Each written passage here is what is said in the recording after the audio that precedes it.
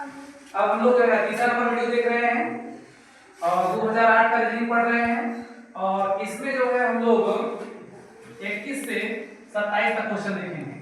ठीक है, इसमें 90 क्वेश्चन हम लोग को हल करना है और इसके दूसरे वीडियो में जो है 11 से 20 तक क्वेश्चन बताया गया है। 21 नंबर क्वेश्चन देखिए, इसमें कह रहा है 1, 11, 21, 31 आगे का पूछ रहा है। यहाँ देखिए कौन सा पैटर्न फॉलो कर रहा है, ध्यान से देखिएगा कि अगर 1 में 10 जोड़िएगा तो कितना होगा? 11। कितना होगा? 11। 11 में अगर 10 जोड़ देंगे तो कितना होगा? 21। 21 में 10 जोड़ेंगे कितना होगा? 31। 31 होगा। कितना होगा? 31। अब 31 में अगर 10 जोड़ देंगे कितना होगा? 41। इस खाली स्थान पर क्या आ जाएगा? 41। अब देखिए इसमें से 41 कौन नंबर क्वेश्चन सही है? 3 नंबर। समझ में आया जी। अगला क्वेश्चन देखते हैं। अगला क्वेश्चन देखिए 10, 8, 6, 4 कैसे पैटर्न बन रहा है। तो 10 में से अगर 2 घटाएंगे तो कितना बचेगा? 8। 10 में 2 घटाएंगे बचेगा 8। 8 और 8 में से अगर 2 घटाएंगे तो कितना बचेगा? 6।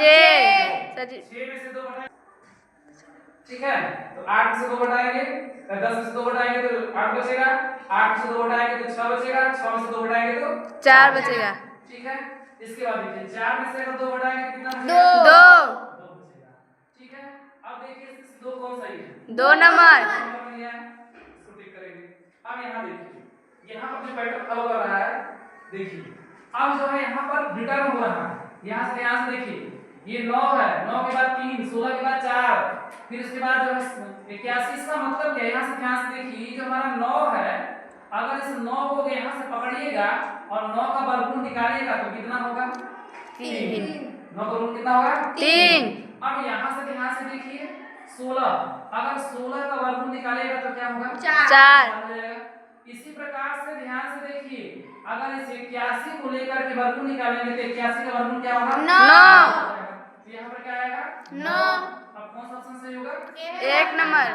समझ रहे हैं? वर्गमूल वो पढ़े होंगे। ठीक है, आगे देखिए 0, 1, 8, 27। अब देखिए यहाँ से अगर यहाँ पर अगर आप जो है 0 का घन करिएगा क्यूब तो 0 आएगा ना।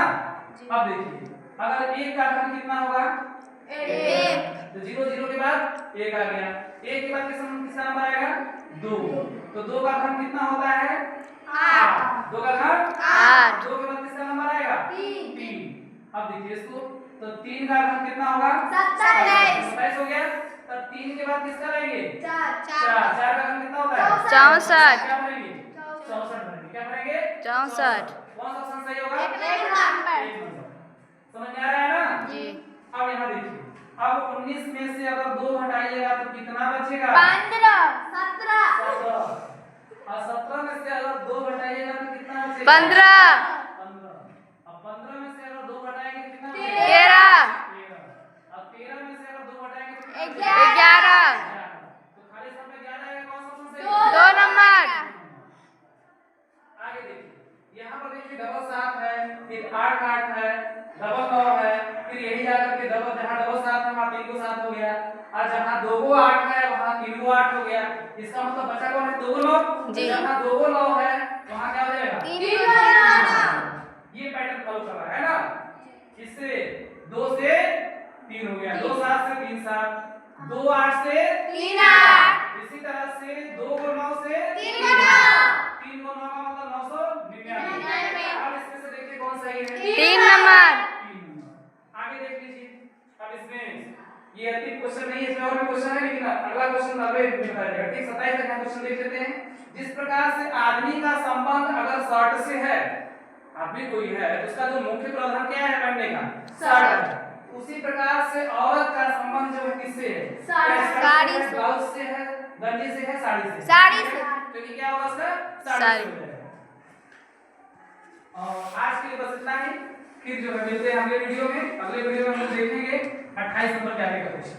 ठीक है।